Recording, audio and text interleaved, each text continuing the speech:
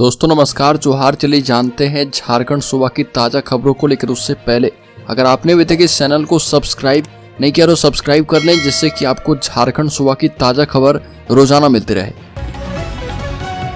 सबसे पहली खबर की बात करें तो चाईबासा में 21 आईईडी बम बरामद किए गए। डिफ्यूज नक्सलियों की साजिश की गई नाकाम। 1 और 2 किलो के थे आईईडी। 55 जिलेटिन स्टिक्स भी बरामद किया गया है।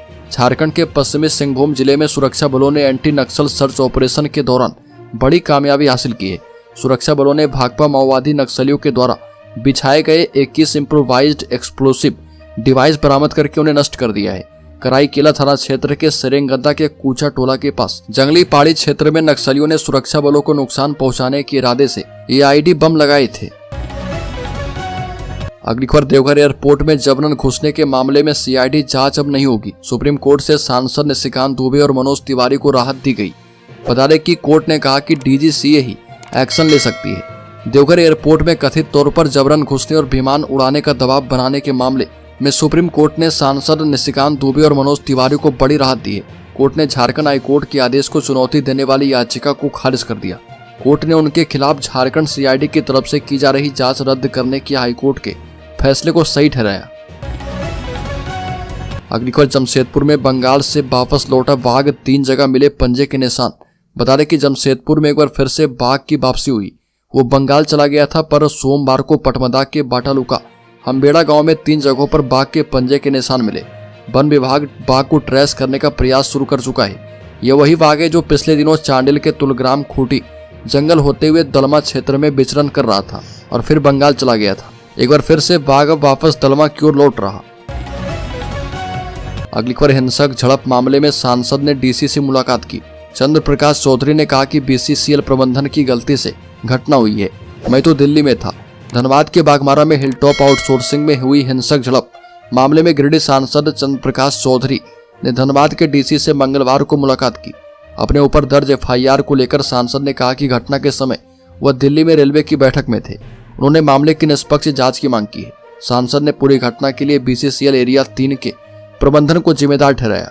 सांसद ने बताया कि घटना से 2 दिन पहले एरिया जीएम के साथ स्थानीय लोगों की समस्याओं को लेकर बैठक की गई थी। अगली खबर, गुमला में जंगली हाथी का आतंक, किसानों की फसलें और घर किए तबाह, लोगों ने भागकर बचाई जान। गुमला जिले के चैनपुर प्रखंड में एक जंगली हाथी ने किसानों की फसलों और संपत्ति को भारी नुकसान पहुंचाया। अनुमंडल कार्यालय के निकट स्थित डैम के पास भेंदोरा पंचायत के करतो डैम क्षेत्र में हाथी ने रात भर तांडव मचाया। पीड़ित किसान विनय भगत के मुताबिक हाथी रात 12 बजे से सुबह 4 बजे तक उनके खेत में रहा। इस दौरान उन्होंने परिवार के साथ भागकर अपनी जान बचाई।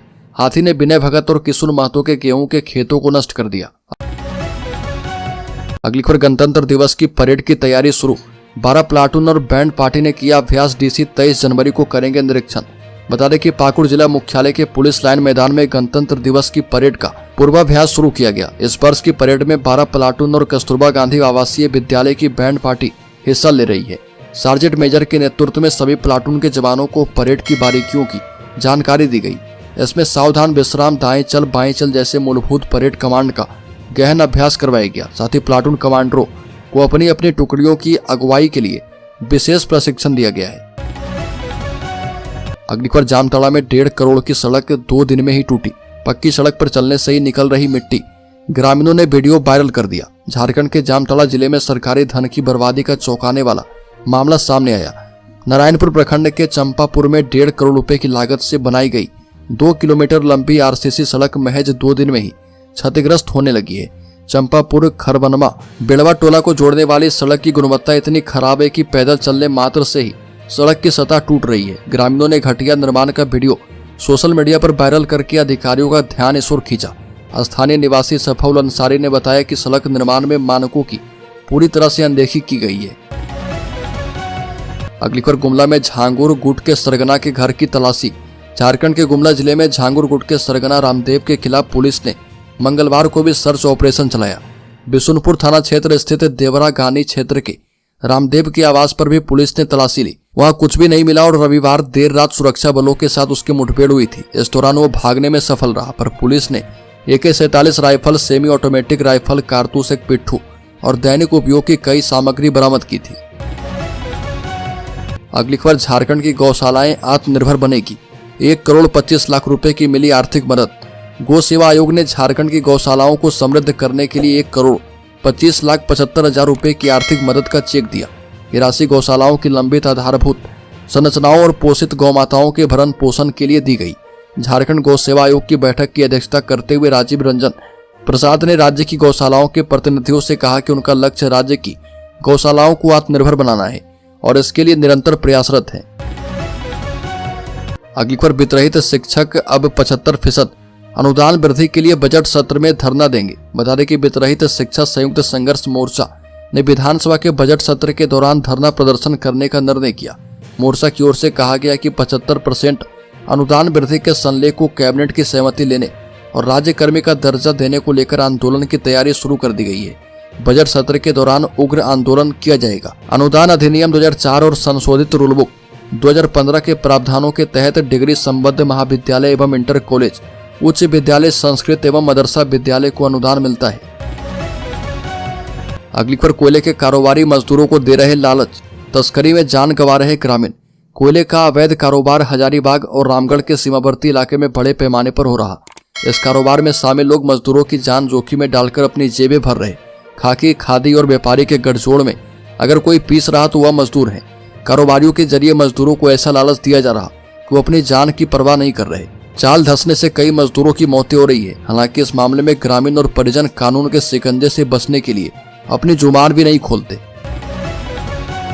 अगली खबर, बाबूलाल मरांडी का हेमंत सरकार पर सवाल, 1300 करोड़ रुपए का फंड कहां गया। बता रहे कि बाबूलाल मरांडी ने एक बार फिर से झारखंड सरकार पर निशाना साधा है। उन्होंने सरकार से आपदा प्रबंधन विभाग के 1300 करोड़ रुपए का फंड का हिसाब मांगा है और सवाल पूछा है कि यह पैसा गया कहां। बीजेपी के प्रदेश अध्यक्ष ने आशंका जताई कि अगर ऐसी ही लापरवाही होती रही तो राज्य को भारी आर्थिक संकट का सामना करना पड़ सकता है। बाबूलाल ने सोशल मीडिया पर पोस्ट कर लिखा कि हेमंत सरकार पिछले 5 वर्षों में आपदा प्रबंधन विभाग के 1300 करोड़ रुपए फंड का हिसाब देने में नाकाम साबित हो रही है। अगली खबर, झारखंड के 50,000 विस्थापित 24 मार्च को करेंगे विधानसभा मार्च। झारखंड में जल जंगल और जमीन विस्थापन की समस्या एक बार फिर से उभरने लगी है। राज्य के विभिन्न जिलों से आए विस्थापितों ने प्रेस क्लब में मीडिया से संवाद करते हुए इस विषय पर अपनी चिंता जताई। विस्थापितों में कई लोग शामिल थे, जिसमें पुष्कर महतो, गणेश प्रसाद महतो, नमन यादव, अजय सिंह, अर्जुन कुमार, गयानाथ पांडे शामिल थे। इस दौरान विस्थापितों ने ऐलान किया कि 24 मार्च को 50,000 की संख्या में विधानसभा मार्च करेंगे। इस मार्च से पहले 16 फरवरी को विस्थापन मोर्चा की बैठक की जाएगी। अगली खबर की बात करें तो सीएम हेमंत सोरेन की अध्यक्षता में झारखंड कैबिनेट की बैठक समाप्त। 18 प्रस्ताव पर लगी मोहर। बता दें कि सीएम कारकेड के लिए नई इनोवा कारों की खरीद की जाएगी। मेडिकल क्षेत्र में 298 पदों का सृजन किया गया है। अनुसंधानकर्ताओं को मोबाइल सुविधा दी जाएगी। कंप्यूटर शिक्षा के लिए फंडिंग की जाएगी और दुमका हवाई अड्डे की कनेक्टिविटी को शुरू किया जाएगा। स्वास्थ्य बीमा योजना भी लागू कर दी गई है। अगली खबर, महेंद्र हत्याकांड में सीबीआई को गवाह पेश करने का आदेश। बता दें कि माले विधायक महेंद्र सिंह हत्याकांड की सुनवाई सीबीआई के विशेष न्यायाधीश रजनीकांत पाठक के कोर्ट में की गई। वीडियो कॉन्फ्रेंसिंग के जरिए घाघीडीह जमशेदपुर जेल में बंद हार्डकोर नक्सली रमेश मंडल उर्फ साकिन दा को कोर्ट में पेश किया गया, जबकि अन्य आरोपी कुणाल कौशल उर्फ जयंत अदालत में हाजिर नहीं थे। उनकी ओर से उनके अधिवक्ता ने प्रतिनिधित्व आवेदन दायर किया। केस अभिलेख साक्ष्य पर निर्धारित था, लेकिन सीबीआई गवाह पेश नहीं कर पाई। अगली खबर, बीसीसीएल को हाईकोर्ट से बड़ा झटका। कोर्ट ने ठोका 2 लाख का जुर्माना। झारखंड हाईकोर्ट से भारत कोकिंग कोल लिमिटेड को बड़ा झटका लगा है। हाईकोर्ट ने सुशील एंड कंपनी को ब्लैक लिस्टेड किए जाने के आदेश को चुनौती देने वाली याचिका पर सुनवाई करते हुए बीसीसीएल पर 2 लाख रुपए का जुर्माना लगाया है। इसके साथ ही कोर्ट ने कंपनी को ब्लैक लिस्टेड करने के आदेश को भी रद्द किया। दरअसल बीसीसीएल ने 19 जनवरी 2015 को सुशील एंड कंपनी को ब्लैक लिस्ट कर दिया था। अगली खबर, राज्य के गढ़वा जिले में महिला की एटीएम से 25,000 रुपए की ठगी। जांच में जुटी पुलिस। बता दें कि बड़ी खबर गढ़वा से है, जहां शहर के रंका मोड़ स्थित पंजाब नेशनल बैंक के एटीएम से एक महिला से 25,000 रुपए ठगी का मामला प्रकाश में आया। दरअसल महिला अपने एटीएम से 25,000 रुपए निकालने के लिए आई थी। इसी बीच दूसरा युवक एटीएम में घुसा और मदद करने के नाम पर महिला के एटीएम लेकर उसके बैंक अकाउंट से 25,000 रुपए दूसरे खाते में डालकर ट्रांसफर कर दिया और महिला को खाते में रुपए नहीं होने की बात कहकर युवक वहां से फरार हो गया। अगली खबर, राज्य के गढ़वा जिले में इनामी नक्सली के घर पहुंचे एसपी। की सरेंडर करने की अपील। एसपी दीपक पांडे सोमवार को 2 लाख रुपए के इनामी नक्सली भाकपा माओवादी सब जोनल कमांडर राजू भुइयां के घर पहुंचे। एसपी डंडई थाना क्षेत्र के लावा हिकला गांव स्थित राजू भुइयां घर पहुंचकर उनकी पत्नी और मां से बात की। इस दौरान एसपी ने झारखंड सरकार की आत्मसमर्पण नीति की जानकारी दी। राजू भुइयां की पत्नी और मां के द्वारा आश्वासन दिया गया कि राजू को आत्मसमर्पण करने के लिए प्रेरित करेंगे और निकट भविष्य में आत्मसमर्पण करवाएंगे।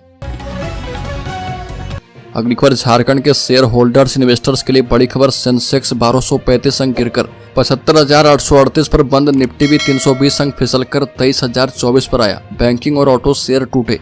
शेयर बाजार में 21 जनवरी को गिरावट दर्ज की गई। सेंसेक्स 1235 अंक की गिरावट के साथ 75,838 के स्तर पर बंद हुआ।